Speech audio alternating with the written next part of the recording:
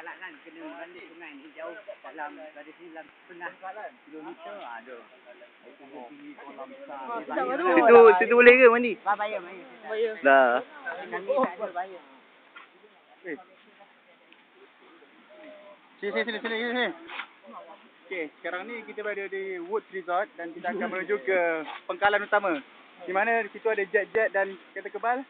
Kita perang. Tahu aku yang terjun ada kat atas tu. Untuk sudah sain. Apa dia? Dia teruskan. Kembali kepada Baik kita dah 8 jam kat sini. Kita bukan apa. Senang. Pening. Kau memang pening.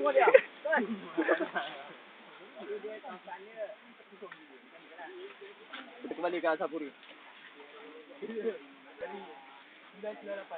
Tak ada kitab jalin, tak jadi Lepas jalan lepas lah ni.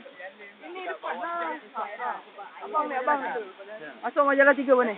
Ribut trading boleh. Ini tu sungai ni kan. Daripada bawah naik kat atas. Itu boleh buat sini. Kalau kat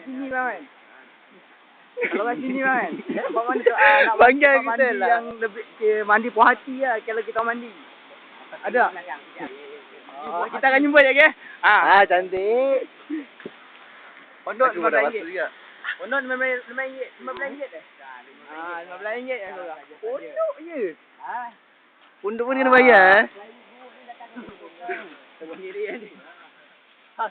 Ipan.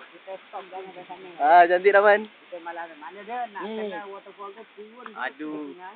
Masuk sungai abang jumpa atas. Kalau kita terus ke berjalan boleh. Risiko sendiri tanggung.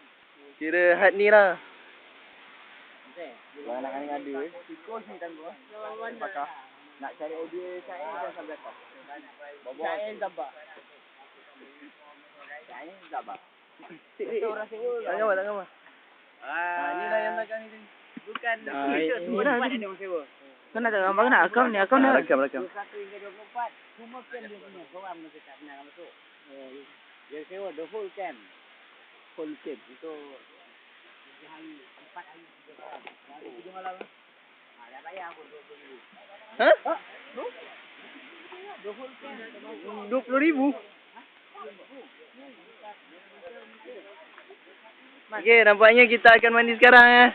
Betul. Semua buka baju. Iban buka baju Iban. Kita boleh masuk blok ni. Ni pening sikit, tak payah. Kalau sini memang menarik. Apa ikut dia pening? Kita nampak hijauan mana, inilah ciptaan Tuhan kita. Alhamdulillah. Pening. Allah Akbar. Wallahilhamd. Kita tengok ni. Banyak lagi tu. Batu besar mana datang aku pun tak tahu.